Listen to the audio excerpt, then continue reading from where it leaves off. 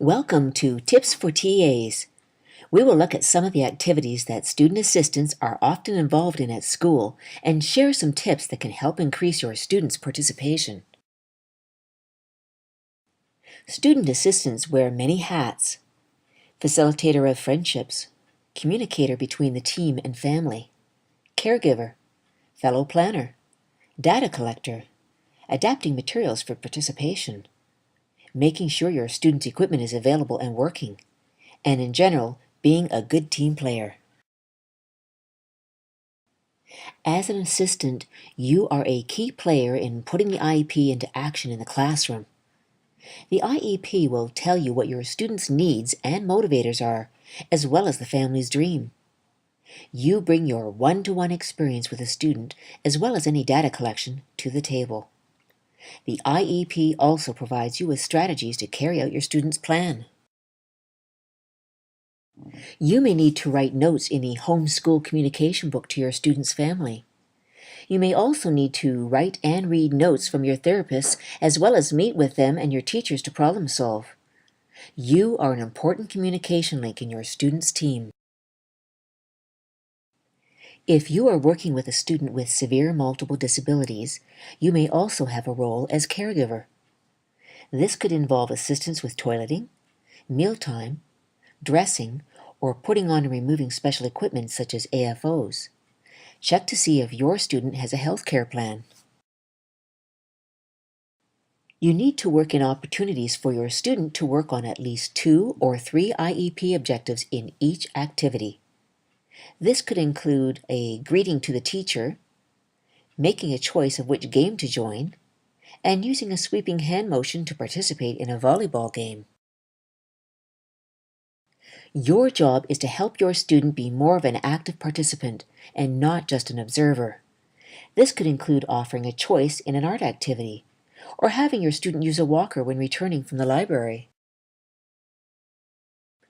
One of the best ways for your student to learn functional skills is to practice them in activities of daily living, such as dressing, washing, brushing teeth, or toileting. Backward chaining is helpful, where you assist in the beginning of the task and allow your student to finish the end of the task. A task analysis may also be helpful.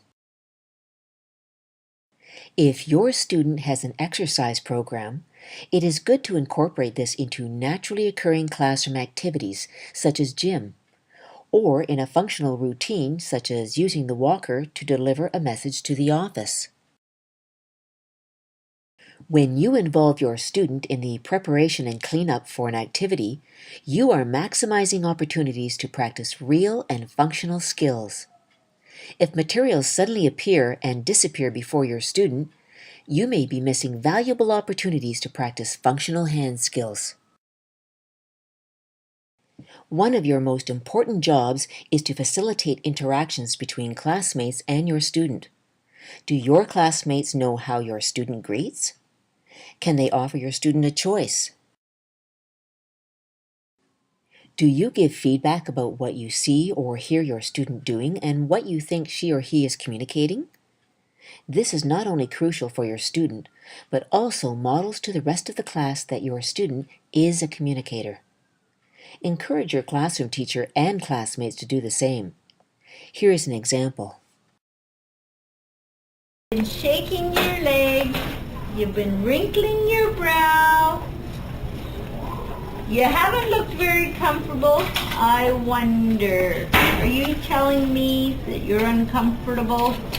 Yes or no? Which is it?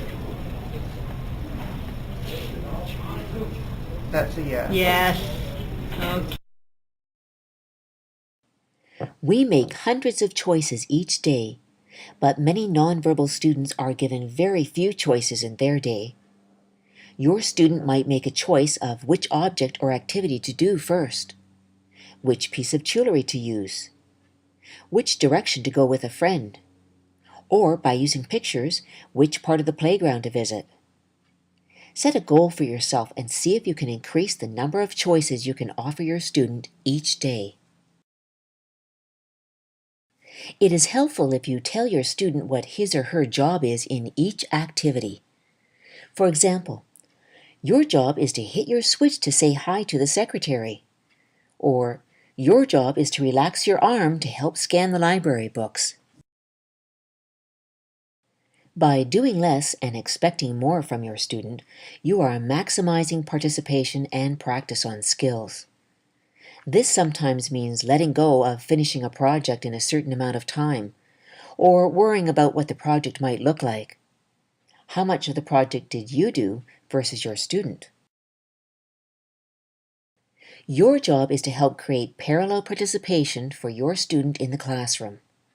For example, your student could work on using a switch to operate a spinner in a math game. In order to plan for parallel participation, you need to meet with your teachers. You should have a copy of the classroom teacher's yearly plan and unit plans to plan ahead for participation that ties in with a theme of study. It is also good to glance at the classroom day plan so that you are prepared for upcoming activities. In order to plan for parallel participation, you need to meet with your teachers. You should have a copy of the classroom teacher's yearly plan and unit plans to plan ahead for participation that ties in with the theme of study. It is also good to glance at the classroom day plan so that you are prepared for upcoming activities. When looking at any new parallel activity, you need to see if it includes your student's motivators. Otherwise, your student will not be motivated to work on his or her skills. If you are new to your student, ask if your student has any equipment for access and/or voice.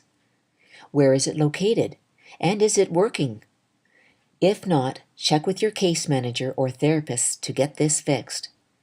Your student needs this equipment to participate and work on skills. If you are working in a high school, your student may be participating in various electives as well as the resource room. You can find examples of participation in electives in the participation kits, as well as the video on the PISP website called High School Participation. You will need to take periodic data for your student. The person on the left is asking simple comprehension questions to her student, who then uses auditory scanning to select the correct answer. The person on the right is using a watch to time the number of seconds before the student uses her switch to listen to music. Check with your resource teacher to locate data collection sheets to help you monitor your student's progress on IEP objectives. You can spread this data collection over the entire month, as you can see here, so that it is not too overwhelming. This should be shared with your teachers and therapists as completed, so your team can continue to make adjustments to your students' objectives. As part of a team, you should follow your school's communication protocol when asking questions or providing information to your family, therapists, and teachers. You are a key player when it comes to putting your student's IEP into practice in the classroom. But you also have an entire team in place as your resource, so don't be afraid to ask for help. For more information on the strategies shared in this video, go to www.pisp.ca.